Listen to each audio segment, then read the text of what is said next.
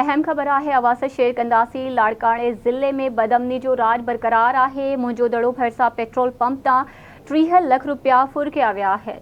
अवासा ख़बर शेयर कयूं पिया। ब्रेकिंग न्यूज़ है। मुंहिंजो दड़ो भरिसां हथियार बंदन जे पेट्रोल पंप ते काह कई वई है। हथियार बंद मुलाज़िमनि खे यरगमाल बणाए 30 लाख रुपया फुर करे विया आहिनि। पेट्रोल पंप तां फुर वारे वाक़े जो DIG लाड़काणे नोटिस वरितो है।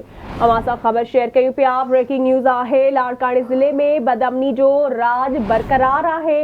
मुंहिंजो दड़ो भरिसां पेट्रोल पंप तां 30 लाख रुपया फुर कया विया आहिनि।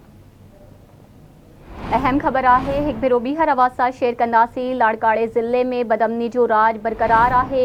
मुंहिंजो दड़ो भरिसां पेट्रोल पंप तां 30 लाख रुपया फुर कया विया आहिनि। मुंहिंजो दड़ो भरिसां हथियारबंदनि जे पेट्रोल पंप ते काह कयो वियो आहे। तफ़सील मालूम कंदासी। आवाज़ न्यूज़ रिपोर्टर रशीद समूख हाजी। रशीद, छा तफ़सील आहिनि, आगाह कजो।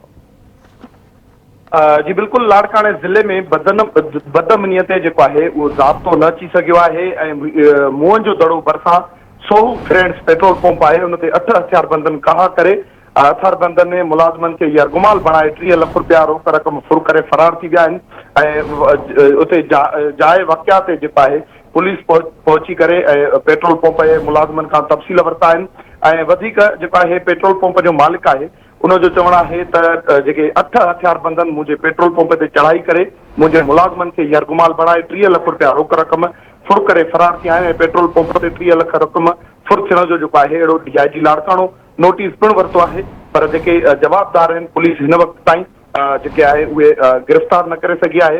पेट्रोल पंप तां फुर वाक़े बाबति जियो फिनिशिंग करे ऐं फिंगर प्रिंट्स वरिता विया आहिनि ऐं फौरन जी मोबाइल लोकेशन ट्रेस कयूं पिया ऐं जल्द जेके फुर थियल रक़म आहे उहा वापसि कराई वेंदी। इहो SHO जेको एयरपोर्ट आहे उनजो चवणु आहे त मां तव्हांखे ॿुधायां त लाड़काणे ज़िले में बदअमनीअ जो राज आहे ऐं जेके फुर जूं जेके वारदातूं आहिनि उहे ॾींहों ॾींहुं वधंदी पियूं वञनि, पर SSP लाड़काणो फुर जी वारदातुनि ते जेको आहे कंट्रोल न करे सघियो आहे ऐं पुलिस जेकी आहे रोडनि ते गाइब आहे। जेको माण्हू आहे लाड़काणे जा शहरी आहिनि लाड़काणे ज़िले जा उहे जेका आहे रोज़ाने जे बुनियाद ते फुरजनि पिया, पर पुलिस जेको आहे अगूर निंड सुतल आहे ऐं वधीक जेको पेट्रोल पंप जो मालिक आहे सिराज सोहू उनजो चवणु आहे त जेकी फुर थियल रक़म आहे उहा वापसि कराए ॾिनी वञे ऐं इंसाफ़ कयो वञे। जी महिरबानी अवांजी रशीद।